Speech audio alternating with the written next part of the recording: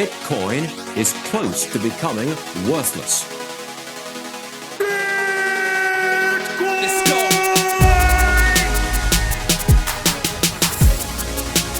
Now, what's the Bitcoin? Bitcoin's like rat poison. Yeah. Oh, The greatest scam in history. let's get it. Bitcoin will go to fucking zero. Yeah.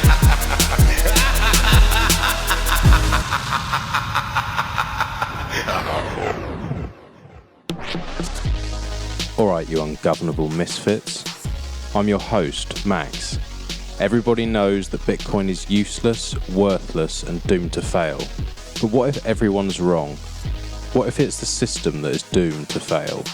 Join me as I speak to some of the brightest people in the space and slither to the deepest, darkest depths of the Bitcoin rabbit hole.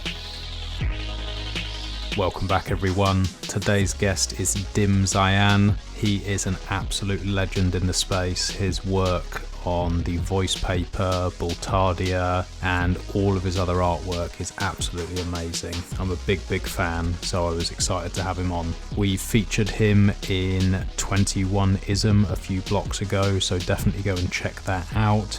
And also the voice paper is featured in this block, so 21ism.com for that. As I say, really enjoyed this one. Dim is an absolute gentleman, and if you haven't already checked out his artwork, go to dimzayan.com.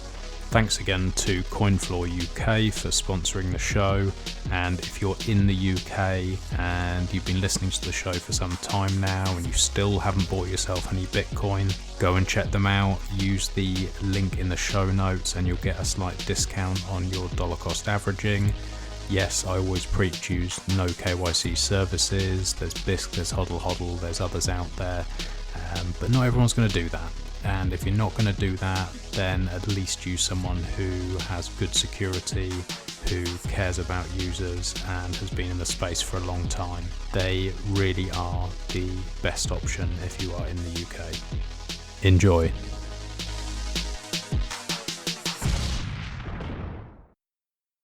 Hey Dim, how you doing?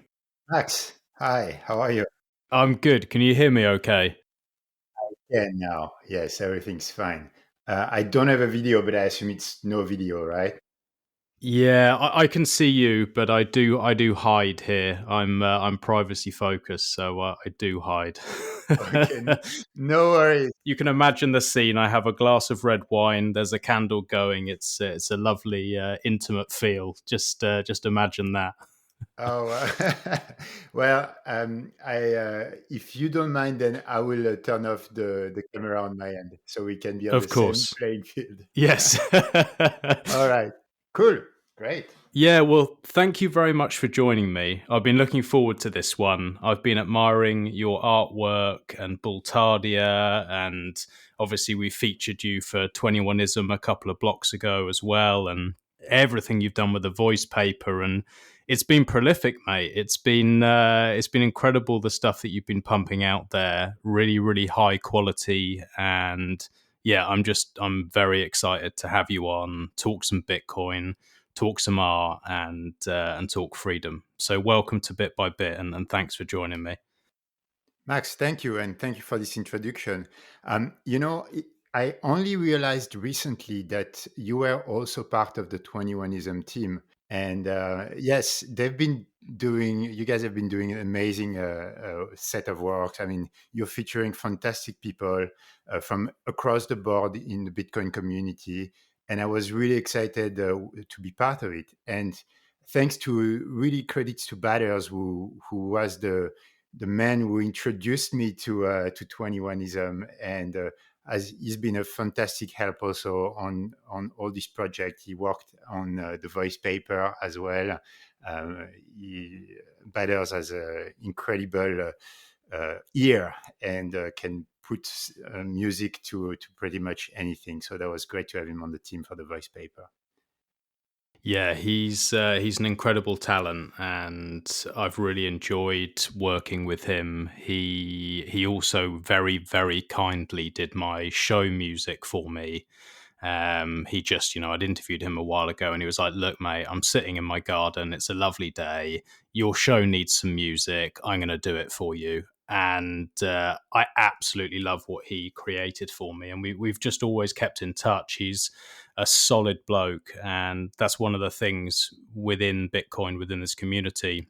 You get to meet so many incredible people with all these different talents, and people are very willing to help each other. You mentioned he was helping in the voice paper stuff. I mean, that was, if anything, shows just how amazing this community is and how people are happy to help each other and support each other. That really says it. Just everyone coming together to, first of all, say fuck you to a complete arsehole, and also to celebrate something so amazing that is Bitcoin. Yes, and I knew that the community was strong. That's what one of the goal of the voice paper. However, I was really stunned by how much response we got and how quickly it happened. Everyone was willing to not only participate but give a hand in making it happen behind the scene, and it was really touching because I was, when I launched the project, I was not at all expecting that level. And it only, to your point, proved that the Bitcoiners are amazing. And the fact that there is so much unity happening in the background with all kinds of projects happening that we don't necessarily hear of. You have, of course, the ones that are on the open, but you also have a lot of things happening in the background. I am part of a few incredible projects that happen in Telegram groups, around the Lightning Network, around other Bitcoin projects. And every time, everybody wants to just give their time and make sure that the ball is rolling and that something's happening. And all of this out of goodwill and an absolute need to see Bitcoin and Bitcoiners succeed. And this is simply amazing to feel being part of a community like this. And I don't know about you, Max, but before Bitcoin, I never felt something similar. I completely agree. Yeah, I've worked in a few different industries and nothing.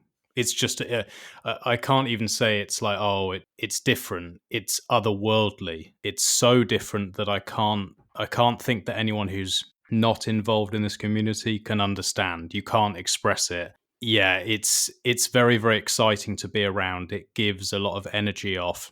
I found that in previous work and with the things I was doing before, I was much more tired, much more down, much more saw the world in it as a darker place. And now I have a lot of energy because I see this as like a shining light and hope and excitement. So every morning now I wake up, as long as I haven't had too much wine the night before, I jump out of bed and I'm excited to tackle the day, which is at the end of the day, there's nothing better. You can't have a better way of living than living with excitement and curiosity and all of these things that are brought to us by Bitcoin. So yeah, I feel very, very privileged to be in the industry. And going back to the voice paper, I was blown away, first of all, to be asked to be involved and then to be recording and have my video in with these amazing people, Zabo and Adam Back, and these people who are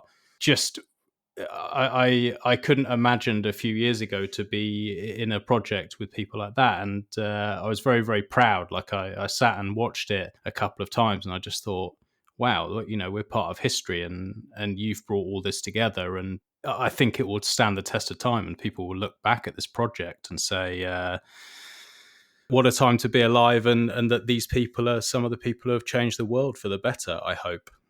And I'm happy that you're pointing out that, it's the voice paper was a mix of people that are OGs and people that are a little less well known and people that were absolutely not known at all.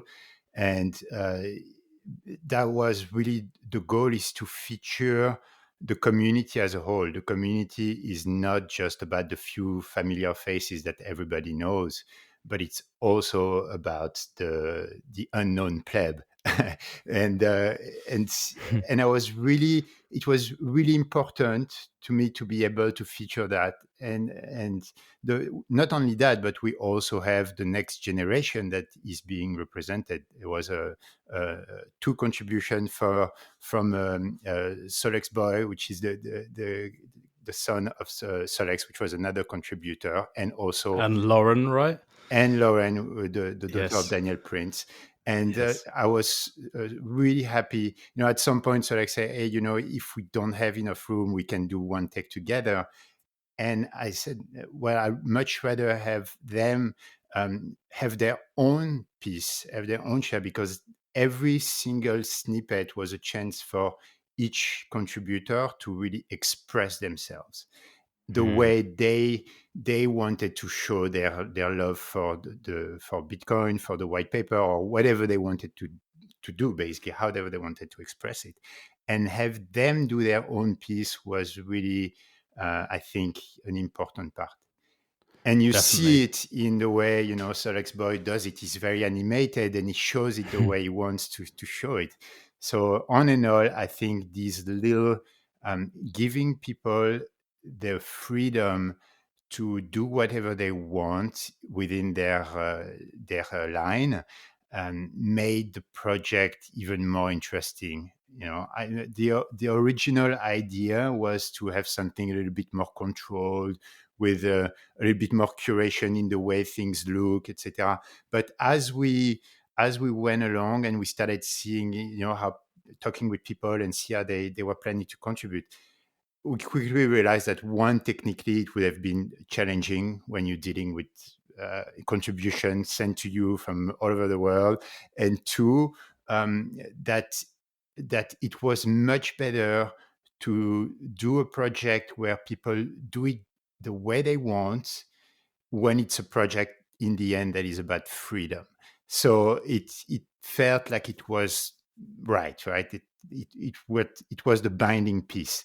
And because at the end of the day, Bitcoin, we were talking about the fact that nowhere before we had experienced something similar.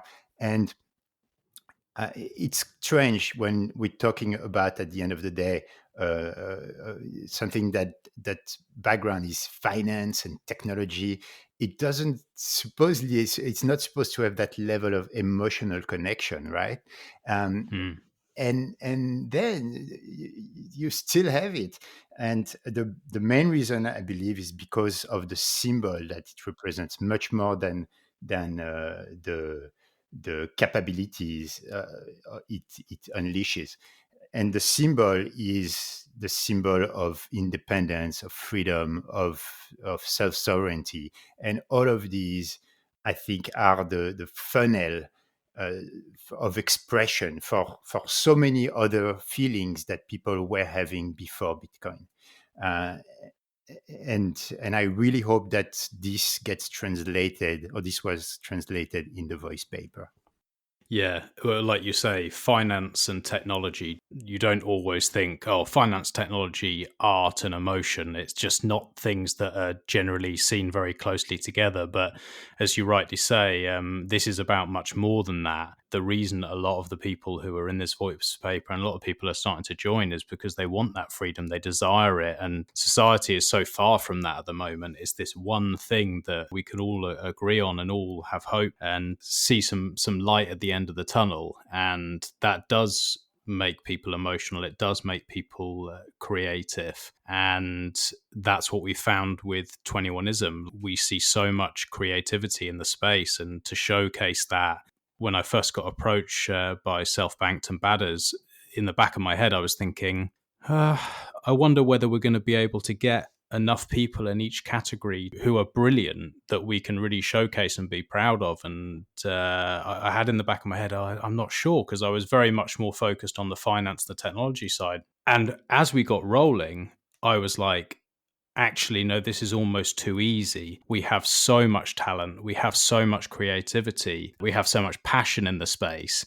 I've not seen it anywhere else. Like it's just mind blowing that every day I see something that just knocks me off my feet, and that's an exciting place to be. As you said, having the younger generation, having Lauren and also Nick Cantmine, who we featured recently, these younger guys who are coming in, it makes me very optimistic about the future to see how well they grasp this and how much they desire this freedom.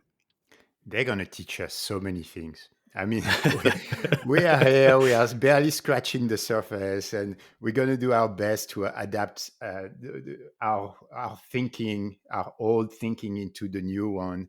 But they are going to be born with it. They just, pretty soon. And this generation, Lauren and Solex Boyd, they're still, their first part of their life, they were exposed to the old models, but the generation after, that's all they're gonna know. It's incredible to feel like we are turning a major page, and in so many ways, I am extremely excited about it.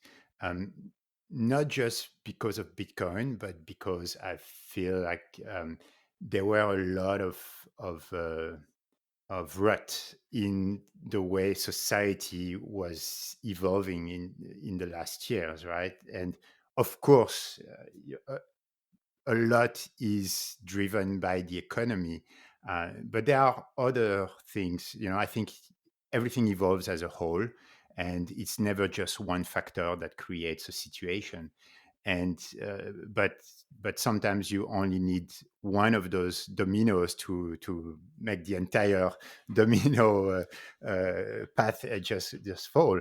And Bitcoin is definitely that first domino. um, so when you think about how much revolution Bitcoin brings to the table, you can only wonder what it creates at other levels and how the hyper Bitcoinized world will become. What will change in a drastic manner? And we already seeing conversation around how it will move populations because of where mining will happen. Probably the mining source will become also the point where the energy is being created. So you will start seeing shifts in population. From an anthropological standpoint, this is amazing to see how much change Bitcoin will bring. And you can only imagine and fantasize about so many things that will change in the future, but it's so exciting, man. It's really such a fascinating topic to envision what the hyper Bitcoinized world would look 10 years from now, 20 years from now. And I'm trying to bring some of those elements into my work and my painting, often in an abstract way, of course, because it's always through the means of through emotions mostly. But whatever you think about as an artist, and being drenched into this whole Bitcoinization and all these talks and all these speeches that you are feeding on, you are essentially a vessel, and you try to put it back on your work, on paper, on the canvas, or whatever you use. And it's incredible to see how one is affected by your environment, right? So whatever I was doing in terms of work as an artist before Bitcoin is different than after Bitcoin, and it will keep changing as Bitcoin evolve, right? And so there are no stones left unturned when you are thinking about the revolutionary movement that Bitcoin is. Is that what brought you in? Were you already questioning things? Were you already at a stage where you were thinking that there were some issues in society and you were seeking out or searching for an alternative or a different way of doing things? Or was it that you were happy in your life and going through life as people do, and then you found this and then you went, hold on, now I see some problems? Which way round was it for you? Oh, when you're an artist, you're somewhat a little tortured. So there was something, Yes. there was something probably that was always fun, not really working. And it's always, I think, I mean, it's always about a quest for expressing something in a different way than you would with words or just with, you know, language, or you try to find basically a different language, even if you know how to say it, but to try to touch other people. But at the end of the day, art is communication, right? and Hmm. and there was definitely a need to express some kind of frustration with the current models of society. And I believe everyone to a certain degree feels the same, right? But when I got first into Bitcoin, I didn't necessarily make the connection right away on, or at least I was not expecting the magnitude of the impact it would have. And well, it didn't take that long to have my entire life going through a tsunami. and and Bitcoin is just it's the great destroyer. It's the great destroyer of world. It takes you and it just slams you on the ground, and it's gonna go through everything that you had taken for granted in your life, and it's gonna smash it Hmm. in a good way. But sometimes it's a little shock, so it can be a little bit dramatic. But at the end of the day, it brought me so much. Well, first of all, I was not always making art. I was, you know, for the longest time, I was doing a lot of a more like a controlled art. It was more design. I went into the early internet days. I was fascinating by internet because it was the Wild West, and there was, from an artistic standpoint, uh, there was so much potential that I had to go in there. And so for quite some times, I was actually making games in Flash. I was making uh, website as well, when in the days of action script. I don't know if that speaks to you or your audience, but I was an early language for developing games and fun websites. And then and then quickly, like everything, it became very mainstream, and people wanted more and more to apply recipes. And what seemed like an adventure was not an adventure anymore. It was Hmm. it was becoming my job. It was becoming dull in many ways, in the sense that there was no need for everyone, or no thirst for the exploration or the unknown. It was more about, well, we want a product and we want it done in a certain way because that's what the analytics says. And that and and you end up like doing applying the same recipe over and over again. And that was the dawn of templates. That was the dawn of everything has to feel the same. The user experience has to be always in a way that everything's understandable. There's no more place for mystery. And I felt like it was time for me to go back to my original love, which was art. And I left that world. And right at that time, that was really at the time I started hearing about Bitcoin and being interested in it. And I first did it as an investment, and for a few years I didn't touch it.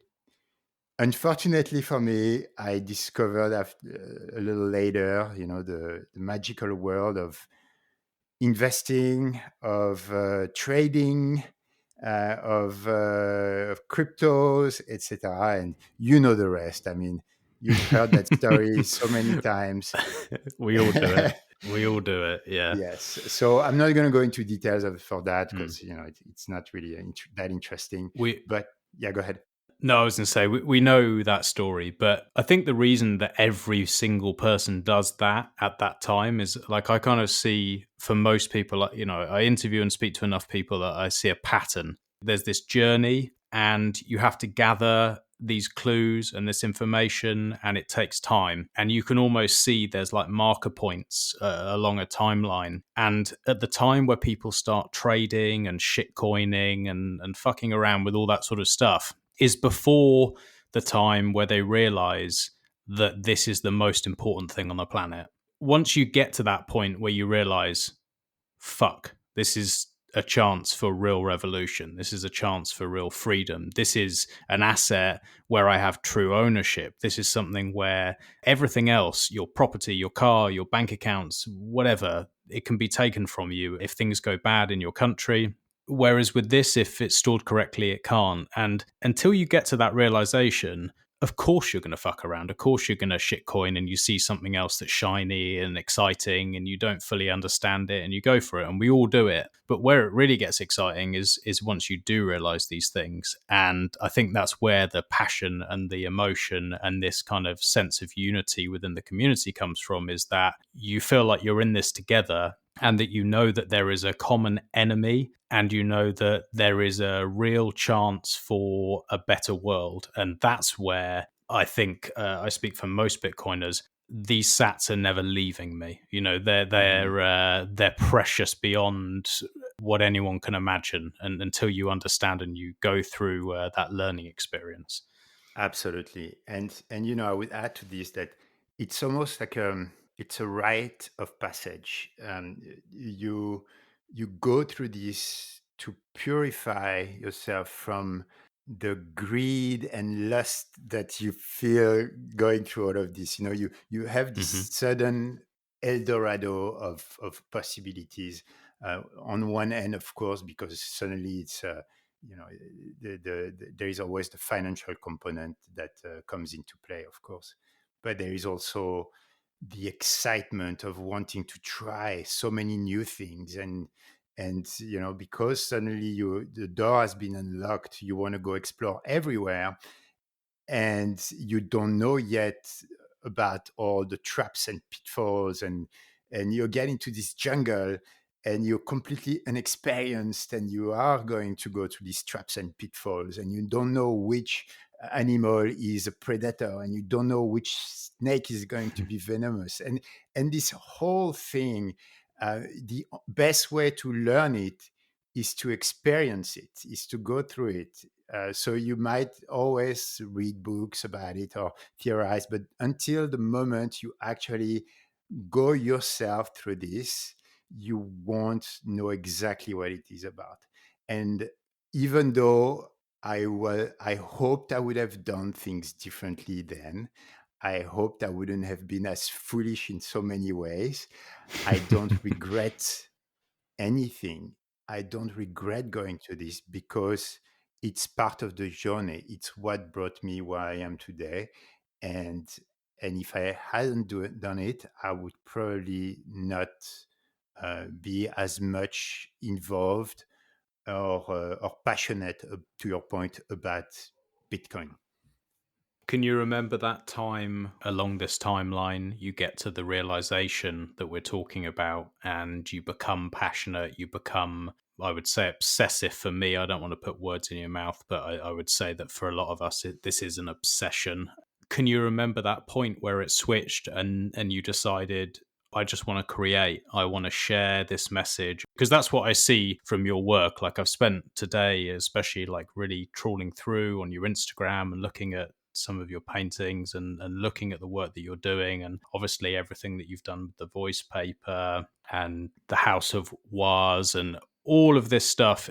To me, just screams you want to promote freedom. and you want people to understand that there is an opportunity for freedom and there is an opportunity for change. So what made you decide this is what I want to do, rather than just keep your mouth shut, stack as many sats as you can, and stay on the outside? What has drawn you in to share this with people?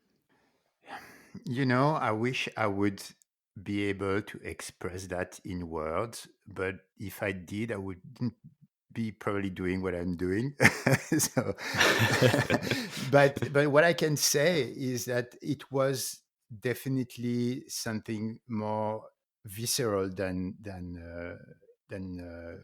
logical. I didn't act out of reason necessarily. I really had this need, uh, almost like the need to pee. I had the need to do that, and it took some time to, because even if you have the need, you always have those barriers and the self censorship, and it took some time, but even even when I was not doing some stupid things with my Bitcoin, even when I was just investing, I very quickly tried not necessarily to incorporate it in my art, because I didn't make that connection yet that Bitcoin was so much um, of this symbol. I saw already this potential, but it didn't get that magnitude. But even then, I was already trying to use Bitcoin to exit the system, and I made my first transaction in Bitcoin. I made it selling a piece of art, an artwork to a friend actually that was also Bitcoin curious, and that was incredible feeling. That was just like, man, we're doing something completely uh, out of this world. There was really something. That's where probably I had my first feeling of, hey, this is feeling so free and independent, because it was just done, the peer-to-peer way. My friend wanted to buy a piece of art. I was not going to a gallery. I was not trying to use a fancy system. I was just going to see him. He sent me some Bitcoin and I gave him the piece, and that was it. And I felt absolutely fantastic. Not only because I had sold a piece, I was really restarting my career. So that was really exciting. It was a new type of project. It was a LED sculpture. So it was fairly new to me to do something like that. It was done with a friend, and it was done through a complete different brand new medium of exchange. And wow, that was incredible. And on top of it, I made more Bitcoin. So, Yeah, that whole idea of completely bypassing a system that you don't agree with is really beautiful, because you're not fighting it, you're not raging against the machine. You're just saying, nah, fuck you. You do what you want. You carry on with this system I don't agree with. I'm just going to produce something that I love to produce. Someone's going to buy it because they love it, and they're going to pay me in a completely separate system that you can't touch. And that's really beautiful. That's such a nice way to do things. And I see that whole space growing. I see that a lot of artists should over time be drawn in here. I think there's a lot of bullshit and a lot of FUD in the media that is putting a lot of people off.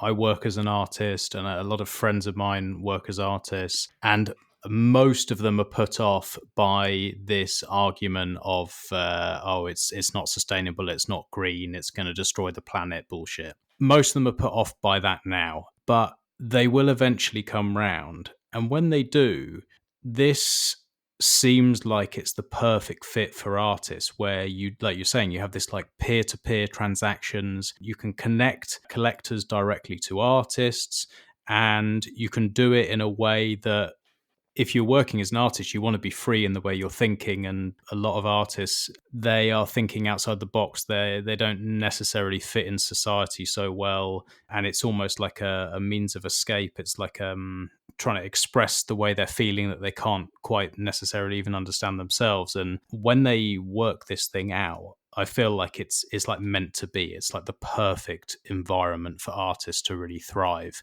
How do you see that developing? Do you sort of have a similar thought, or do you think that there's these barriers that are going to take many more years to break down? Well, I mean, one thing about the way artists express, yes, it's exactly what you said. But in addition to this, there is also um, it's not just about trying to express something that you don't necessarily understand. It's also about showing a different facet to people. You know, if you are if you are exploring something, if you're seeing the world in a way that is not necessarily the way everybody shares, it's almost your duty to go and tell everyone, hey, do you see that this is happening also like this? And it's to make people react or wonder in a different direction that they may have not thought about before.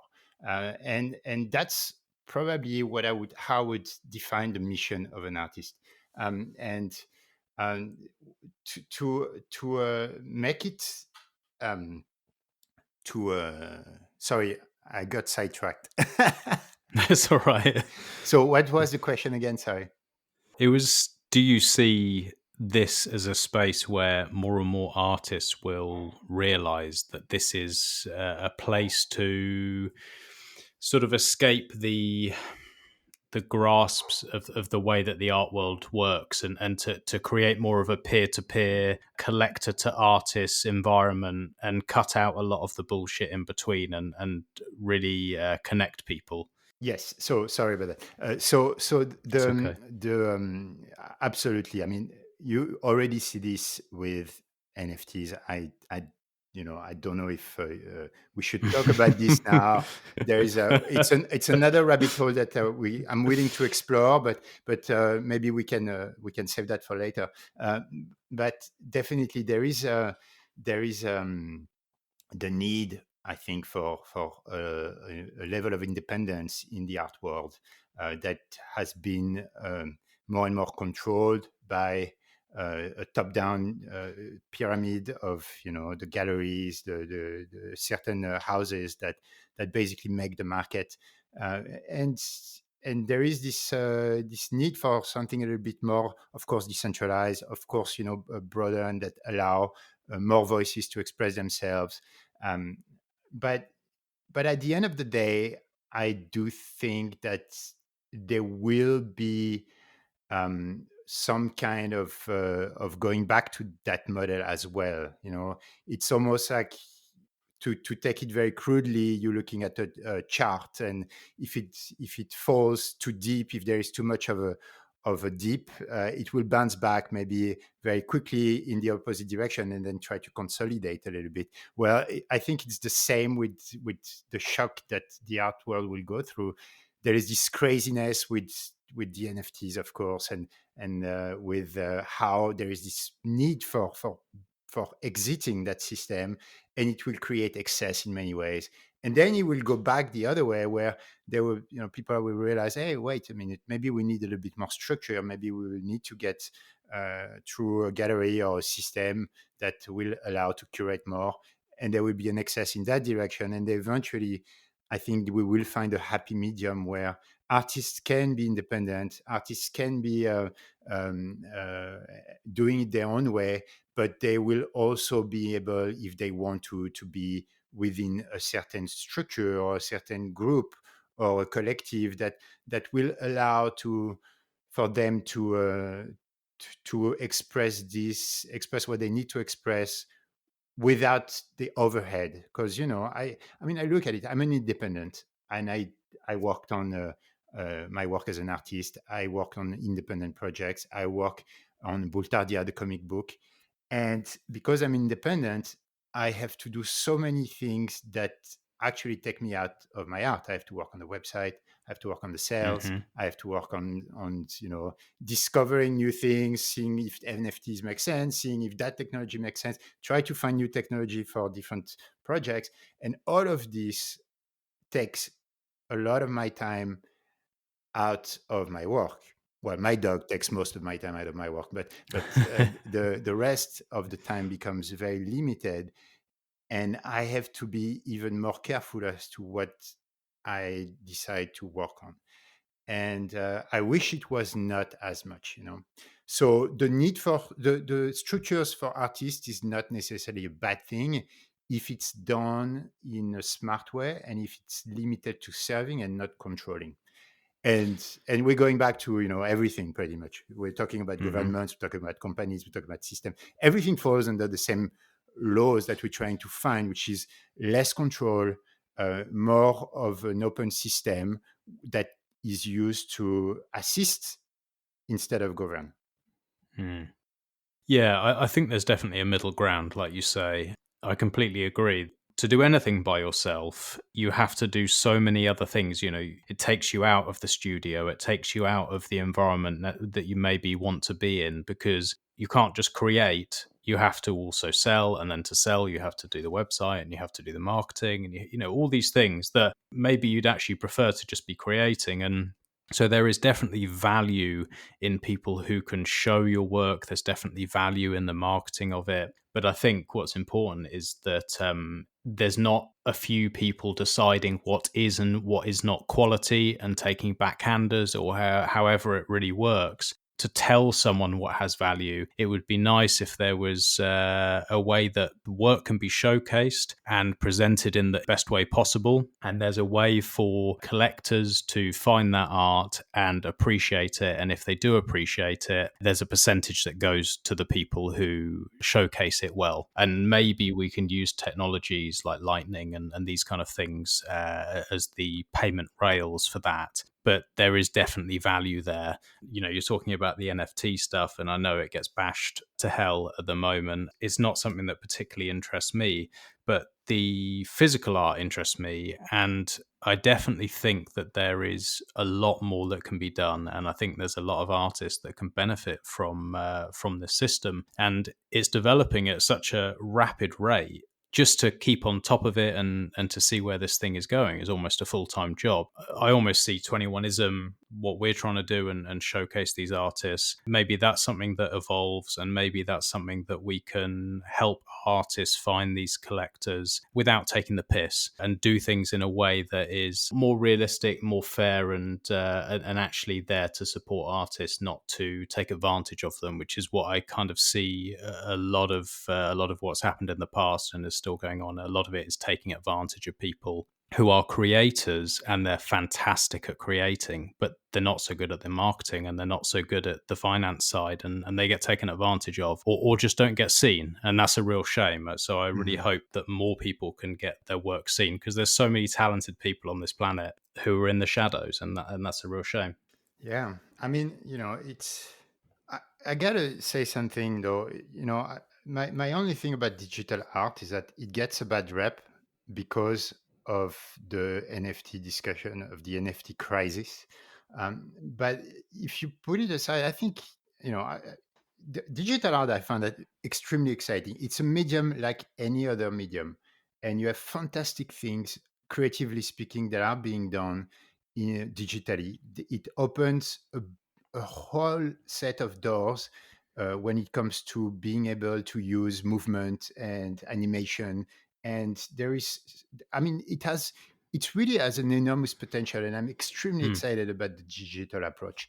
The thing is that because of all the discussions that are happening around, what creates scarcity, what makes a piece unique, why can you just not copy and paste it, etc. These are all separate discussions. These are all separate problems that are not necessarily inherent to visual digital art, because the same thing can apply to a certain extent to music, to videos, before actually talking about just visuals. And there was not as much concern about actually paying artists for their songs, paying artists for their work in videos. There was concern about having labels that were actually taking all the money, or the Apple Store taking all the money and then giving just little pieces of rights to the artist. But the fact that you would pay for something digital to a content creator was not a problem up until the NFT showed up. Mm-hmm.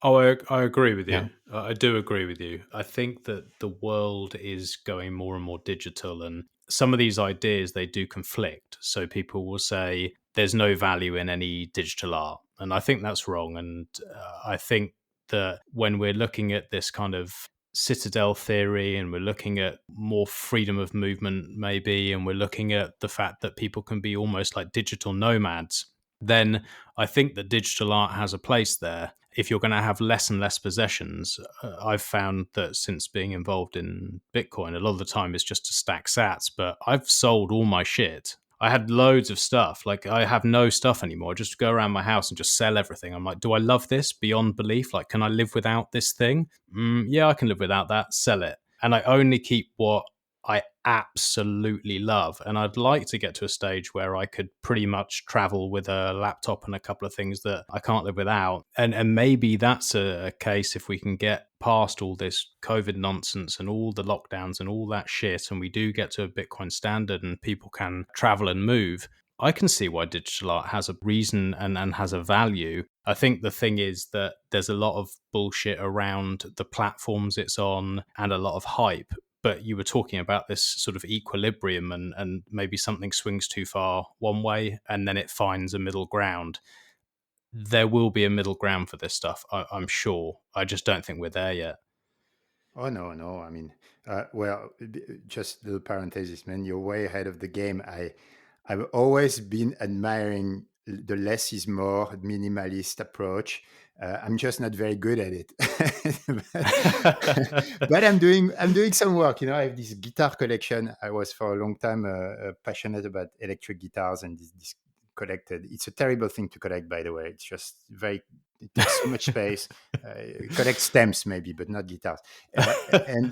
But I'm trying to get rid of this finally, and it feels great, to just move away from all the clutter and the stuff, and realize that if you are ready to be a digital nomad, or a citizen of the future, you need to be able to travel regardless of what's going on right now, of course, and travel light, and being able not to be having this load on your back of stuff.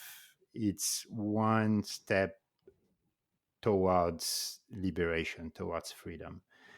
So I completely admire your philosophy, and not only that, but the fact that you've actually acted upon it. I mean, there are some things I can't, but it does feel freeing. I think that your possessions end up owning you more than you own them. I collect my UTXOs now. That's that's what I collect. But in the same way with you, like, my favorite thing in this world is my dog, and so he has to come with me. And other than him and my cold card and things like that, I pretty much live without everything else. But it is hard. It is a difficult thing to do. And there are some things that I don't think will ever be the same digitized. Artwork, for me, like, I love having paintings on my wall. I love to have sculptures. I love to have things that are tactile. They smell a certain way, they feel a certain way, and they make me feel a certain way. Maybe at some point this digitized stuff can do the same. But right now, for me, it just, I don't know. Maybe it's an age thing. Maybe the younger generations will appreciate it more. But it's not quite there for me yet. No, totally, man. You're absolutely right, and so much resonate into what you just said. I mean, for the longest time, I've been experimenting with how both of the world can connect. How you can have the digital, but still have the tactile the smell. Engage all your senses, not just two of them. And you're absolutely right. Um, I don't see them as a replacement for now. I see them as two different ways of being, of digesting something. And it depends. If you want to express an emotion, sometimes it's best done through a song. If you And other times it will be best done through a painting, looking at a painting. Sometimes both, because you could listen to a song while looking at a painting, and it's like, you're putting mozzarella and olive oil and tomatoes, and together they taste so good, man. And that's exactly the same thing, is that they are ingredients, and they have flavors. And I think the digital is yet another representation that may translate other things, that may give the viewer a different flavor. And it will never be a replacement. I totally agree. It would be such a shame. Part of the reason I also stopped my previous work was that I got tired of working on a website, for instance, or a virtual game, and these have a shelf life. They are virtual, and then they get replaced by a new technology, or it's not. They don't work anymore with the platform that you're using. You have to port them into to different platforms or different browser, etc. And and everything disappears, but in a much more, not in a Buddhist, impermanent way, which it's a nice philosophy. This is just like you have a portfolio, you have a work, and you're proud of it. You're trying to showcase it, and then unless you manage to save it in a certain way, it will be gone. And then all the things that you're proud of or you want to show die very quickly. Not only that, but to your point, I was not able to touch my work. You cannot just being able to have this communion. And that was part of the reason why I stopped as well. And to go back to what you're saying, yes, the painting is the need for, even if you're not able to touch a painting, you're not supposed to touch a painting, you can see the texture. You can look at the depth. And if you look at the picture of that same painting, it will never be the same.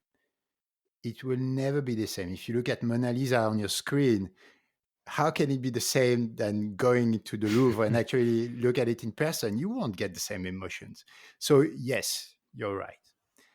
Now, you could have a version of Mona Lisa in a 3D Mona Lisa that, well, maybe not Mona Lisa because it would be a shame, but a different thing, a different woman that is being displayed very, very, that will convey a different emotion, that would make you want to look in a different way.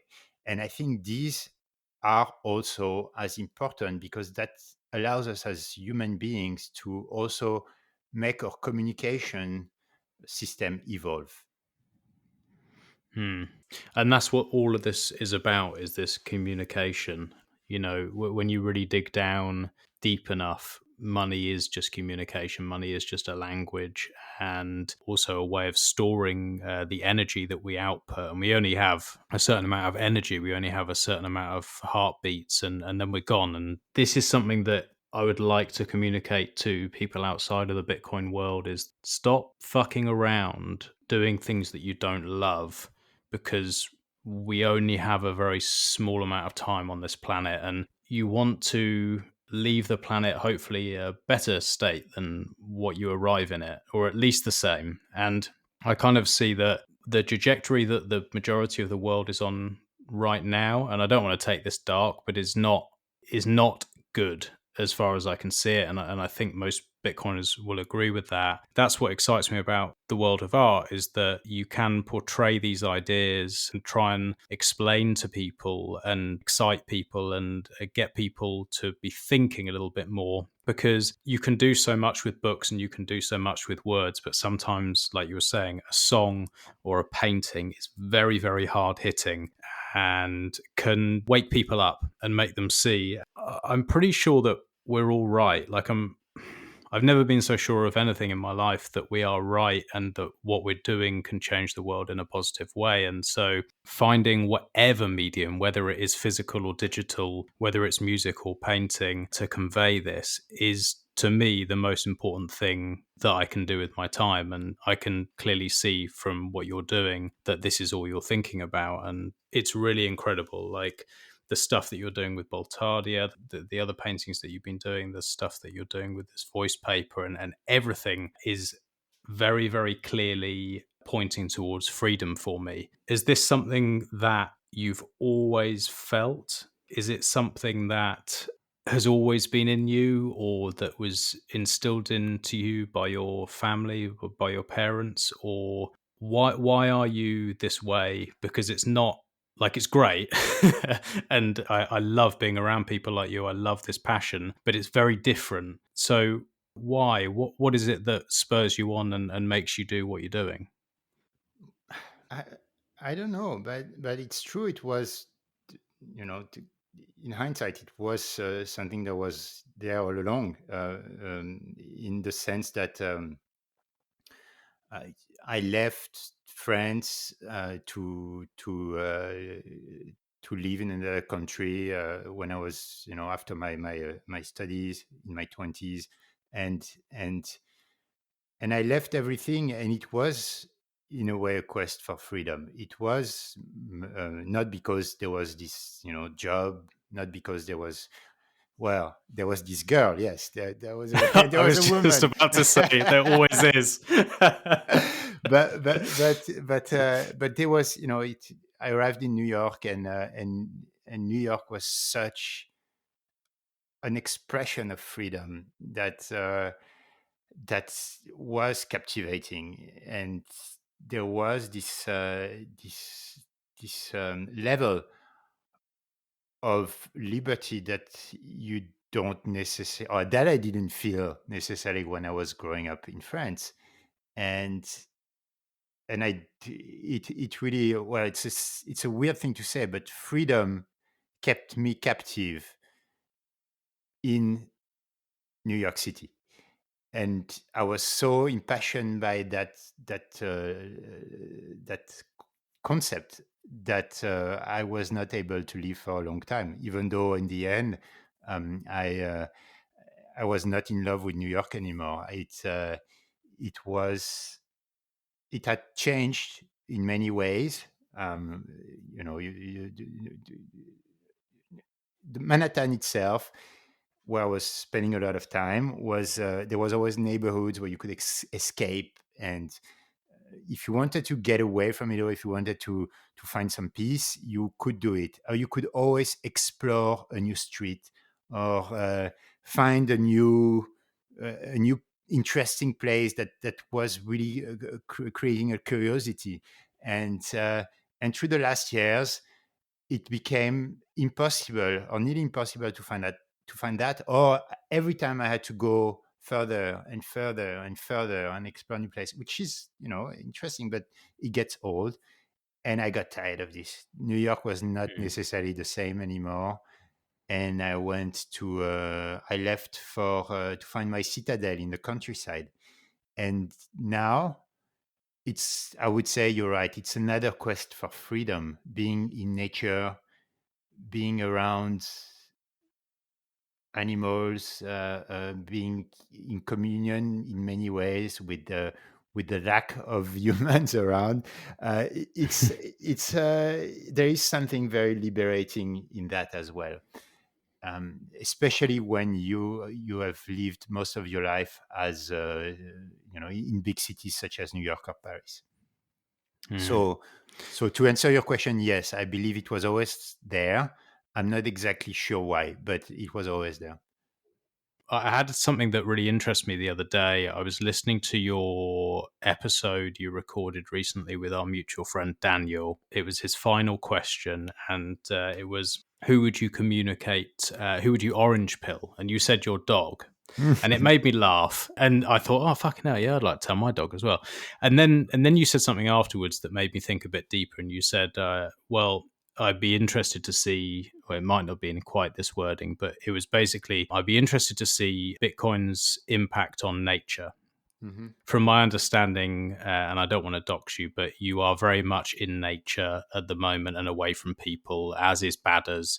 It's very much something that I would like to be as well, away from people and more with nature. So I'd be interested to hear what your thoughts are. There's a lot of talk about societal change with Bitcoin and the monetary system and the social impacts, but I'd be interested to hear your thoughts on how is this going to work in terms of nature? And do you think that we're going to become closer to nature, or do you think we're going to get further away from it? So I don't know if this is Bitcoin necessarily related, but don't you think we already started seeing more of a shift out of the big cities towards a return to nature? I felt like this process has already started, and it started before COVID. It's not, COVID, of course. The lockdown stories around the big city are, I'm sure, create a lot of needs to get away from the small apartments. I mean, man, if I was stuck in New York City in a one bedroom, I would go crazy right now. But yes, I believe that we're going to see more and more of this. I believe that it's part of the principles of self sovereignty, where you regain your freedom to go where you're pleased. And I believe it was the reason why cities became so important is because a lot of people were there not by decision necessarily, but by necessity. It was because that's where the jobs were. That's where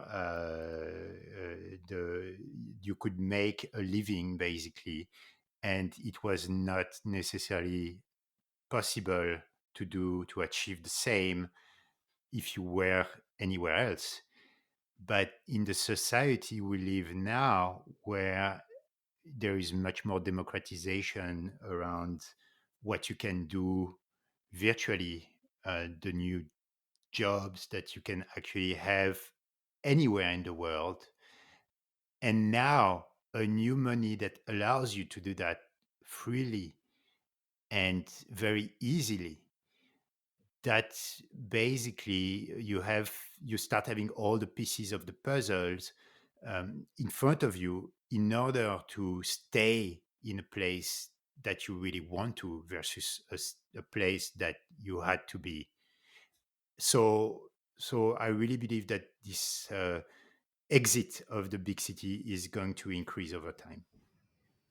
Yeah, that's a world I want to live in. I think we could all do very well to get a bit closer to nature and closer to our roots, and sort of remember that we're not disconnected, that we're not just a completely separate.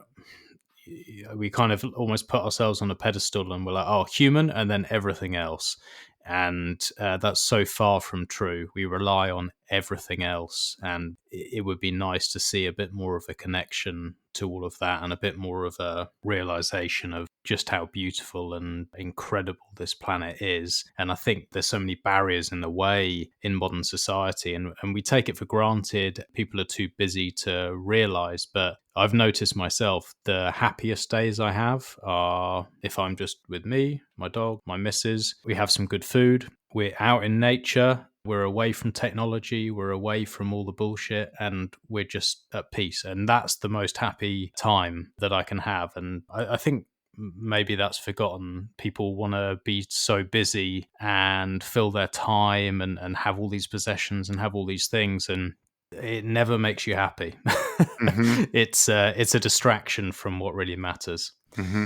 And it's funny you talk about this, because I'm just really, I had this on my pile of books that I was supposed to read as a Frenchman in a foreign country in the US. I don't necessarily read the same classics, and one I was really introduced to recently was Walden by Thoreau, and and so I started looking into Thoreau and the transcendentalists, Emerson, etc. and it's incredible how close their way of thinking are to the Bitcoiners. There is this rejection of the central authority and of organized, basically, systems and religion in a central way. There is this need for independence and self-sovereignty, and basically a return to nature. And these are topics that are common to the community of Bitcoiners nowadays. So, well, it was 1830s or 1850s, and now we are here. So it seems that the need has been dragging for very long. Maybe it's time to revisit it for sure. Yeah, 100%, and I think that we're going to get there. I really, I feel very confident in the people that are around us. I feel that we have enough people with enough brains, and we have an incentive model that is weighted in our favor. And the world is going to change drastically, but I do think for the better. Yeah, it's an exciting time. So, yeah, I wanted to just wrap up by saying, I really appreciated you taking the time to take this call. I really love your artwork, and I don't say that just to create fluff. I really mean that. It's fucking awesome. And the Thank you. white paper, I was very, very happy to be included in that. I think that all this stuff that you're doing is it's not art for art's sake. It's art for freedom's sake, and I can feel the emotion in it, and it really speaks to me. So I'm very happy to have it in the space, and I hope that at some point when all this lockdown stuff is fucked off and we have a bit more freedom, we can enjoy a glass of wine or a beer together. It'd be great to meet you in person. And yeah, before we jump off the call, if you can do any shilling of the voice paper, of anything else that you'd be working on, of your artwork, anything like that, anyone who's listening to this, definitely go and check it out. If you haven't seen it already, it's incredible. Yeah, Max. Well, first of all, thank you so much for having me. Definitely, I will take up your offer on having a glass of wine as soon as we are able to. And well, so there is the voice paper that everybody can take a look at on my website, dimzayan.com/voicepaper.html. I've bought the domain name for voicepaper.org, but I haven't linked it up yet, so I don't want to shield that. And Okay. but apart from the voice paper, the rest of the project, there is the first part where I'm working on the video of memorizing the entire white paper and then telling it to nature. This is ongoing process. It will, I hope, be done soon, but it's not there yet. And Bultardia keeps going. Every episode is on the 21st of each month, one time on bultardia.com, and every second month on citadel21.com as well. And finally, look for scared.city because I'm going to have an auction on the Lightning Network coming soon in about a month and a half. So this I'm very excited as well. Perfect. All right. And I will link all of those in the show notes as well. So, yeah, thanks again, mate. I really appreciate it. And I look forward to having that glass of wine with you soon. All right. Thanks, Max. Cheers.